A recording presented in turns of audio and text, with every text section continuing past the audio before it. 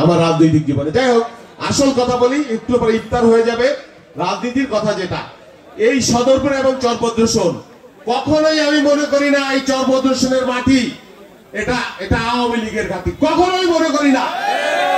একটা শূন্যতা এখানে আমাদের ছিল, যে একটা স্থায়ী নেতৃত্ব, একটা যেই নেতৃত্ব এলাকার মানুষকে সুখে দুঃখে সবসময় তাদের পাশে থাকবে, তাদের বেদনার অংশীদার হবে, তাদের নেতৃত্ব দেবে। সবসময় ঘাটতিটা ছিল। আমার ভারপ্রাপ্ত চেয়ারম্যান আমাকে নির্দেশ দিয়েছেন বুঝে শুনে যে তুমি এলাকায় যাও, এবং আমি দোয়া করি তুমি ওই এলাকায় ভালো করতে পারবা, ওই এলাকার মানুষকে নিয়ে তুমি ভালো করতে পারবা। আমি আমার নেতার নির্দেশ, তারেক রহমানের নির্দেশ মেনে নিয়েছি, এবং আমি এটা আমার ইবাদত হিসেবে, আমার আমানত হিসেবে নিয়েছি। এই চরপদ্রসন আমার জন্য নতুন জায়গা না। আমার বড় বোনের বিয়ে হয়েছে চরপদ্রসনে, ছোটবেলা থেকে আসে এখানে অনেক আত্মীয় পরিজন, রাজনীতি করে প্রায় 39 বছর।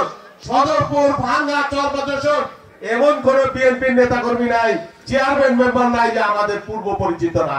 সেই জন্য আমরা মঙ্গল গ্রহতে আসি নাই, আমরা কুচবিহার থেকে আসি নাই, আমরা মাদারীপুরের শিবচর থেকে আসি নাই, আমরা এই চরপদ্রসনের লাগোয়া পাশের ইউনিয়নের মানুষ, এই এলাকার সন্তান।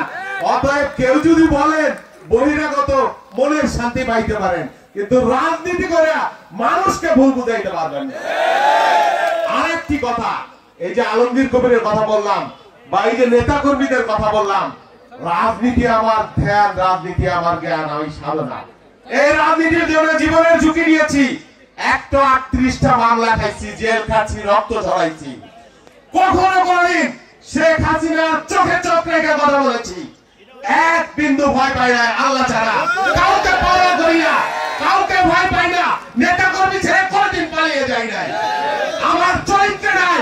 আমি একটা সাধারণ কৃষক পরিবার থেকে এসেছি, আপনাদের মতো পরিবার থেকে এসেছি। আপনাদের দুঃখ কষ্ট কি, আপনাদের বেদনা কি আমি জানি। আমি সেই পরিবার থেকে এসেছি, আমি আমার কর্মীর দুঃখ জানি। কোনদিন কর্মীকে নিজের পরিবারের সদস্যের উপর নিচের স্থান দেয়। কে আমার পরিবারের সদস্য, কে আমার কর্মী, কোনদিন পার্থক্য করি নাই। আমি চাই এই সদরপুর চরপদ্রসন, যারা বলে এটা আওয়ামী লীগের ঘাঁটি, এই ঘাঁটিকে আমি আমার সমস্ত মেধা দিয়ে, শক্তি দিয়ে, শ্রম দিয়ে, ঘাম দিয়ে, সাধনা দিয়ে আমার মনে করে এটাকে আমি বিএনপির ঘাঁটি হিসেবে তৈরি করব। ইনশাআল্লাহ আপনারা আমার সাথে থাকবেন, আপনারা দুই হাত তুলে বলেন আমার সাথে থাকবেন। ইনশাআল্লাহ আপনারা আমার শক্তি।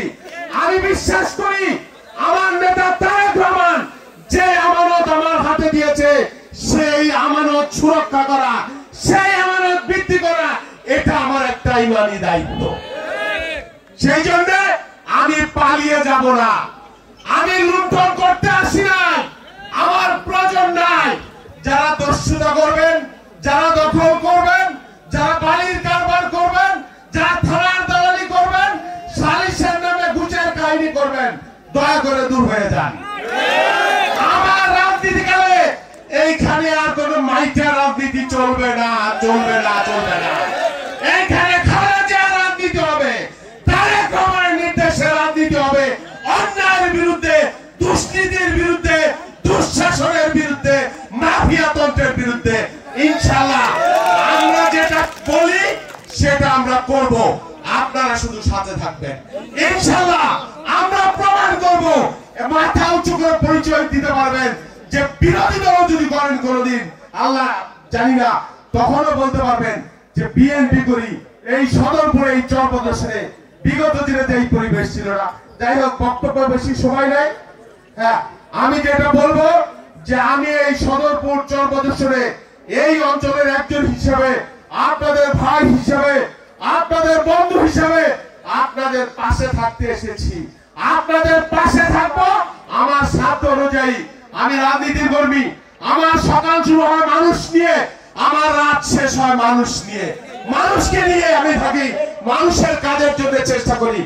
আপনারা যদি আইবার নির্ভর ইনশাআল্লাহ আমার কথা শোনেন, আমার সাথে থাকেন, ইনশাআল্লাহ এই আসন থেকে আপনারা ধানের শীষকে এবার বিজয় করতে পারবেন, আমি দৃঢ়ভাবে বিশ্বাস করি। এবং এই বিজয় ধারাকে শুধু একবার বিজয় করলে হবে না, এটাকে অব্যাহত রাখতে হবে আগামী দিনের জন্য। আমার নেতা তারেক রহমান বলেছেন, দুর্দিনে যিনি চরিত্র হারান না, সুদিনে যিনি পালিয়ে যান না, বা দুর্দিনে যিনি পালিয়ে যান না, সুদিনে যিনি চরিত্র হারান না, তিনি প্রকৃত জাতীয়তাবাদী। মনে রাখবেন, ষড়যন্ত্র শেষ হয় নাই, অনিয়মের থেকে শুরু হয়েছে। নির্বাচন হলে বিএনপি ক্ষমতায় আসবে, অতএব নির্বাচন এখনো হওয়া যাবে না। সেই কাহিনী কিন্তু ঘুরে ফিরে এখনো চলছে। ইমেয়া মিডিয়া ওই সব ফলাকলা চলবে না। এই অনিয়মের ষড়যন্ত্র, এই আওয়ামী লীগের ষড়যন্ত্র, এই ষড়যন্ত্র বরদাস্ত করা হবে না। হাসিনার বিরুদ্ধে যেমন লড়াই করেছি, প্রয়োজনে ট্রেনিং জমা দেবে, প্রয়োজনে আবার লড়াই করে মানুষের ভোটের অধিকার প্রতিষ্ঠা করবো। এই প্রত্যয় ব্যক্ত করে সবাইকে ধন্যবাদ জানিয়ে আমি আমার কথা শেষ করলাম। আল্লাহ হাফেজ। বাংলাদেশ জিন্দাবাদ। খালেদা জিয়ার জন্য দোয়া করবেন, আমাদের দেশের মানুষের, ফিলিস্তিনের মুসলমানদের জন্য দোয়া করবেন। এখন মোনাজাত হবে, তারপর আমরা আজান করবো। আল্লাহ হাফেজ।